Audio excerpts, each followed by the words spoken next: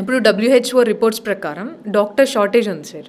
అంటే అబ్రాడ్లో చదివి ఇక్కడ ప్రాక్టీస్ చేయడానికి వచ్చిన వాళ్ళకి ఈ గ్లోబల్ ఆపర్చునిటీస్ పెరిగే అవకాశం ఉంటుందంటారా?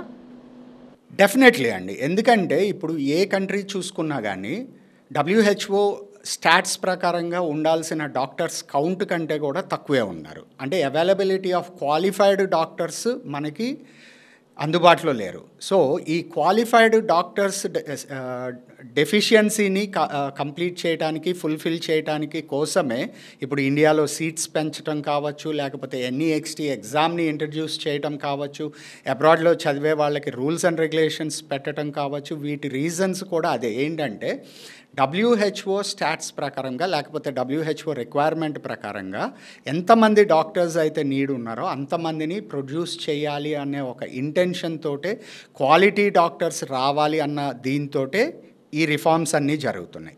ఎప్పుడైతే మనం ఈ రిఫార్మ్స్ని లేకపోతే రూల్స్ అండ్ రెగ్యులేషన్స్ని ప్రాపర్గా అర్థం చేసుకొని దాన్ని ఫాలో అవుతూ చదువుకుంటామో మనకి ప్రాపర్ నాలెడ్జ్ అనేది ఎక్వైర్ అవుతుంది. అంటే నాలెడ్జ్ బాగా పెరుగుతుంది. ఎప్పుడైతే మనకి నాలెడ్జ్ పెరుగుతుందో గ్లోబల్ ఆప్షన్స్ కూడా మనకి పెరుగుతూ వెళ్తాయి. సో మనం వెళ్ళి తెచ్చుకునే డిగ్రీ ఉట్టి డిగ్రీతోటి తిరిగి వస్తున్నామా, లేకపోతే డిగ్రీతో పాటు రిక్వైర్డ్ నాలెడ్జ్ తోటి తిరిగి వస్తున్నామా అనేదే కీ రోల్ ఇక్కడ.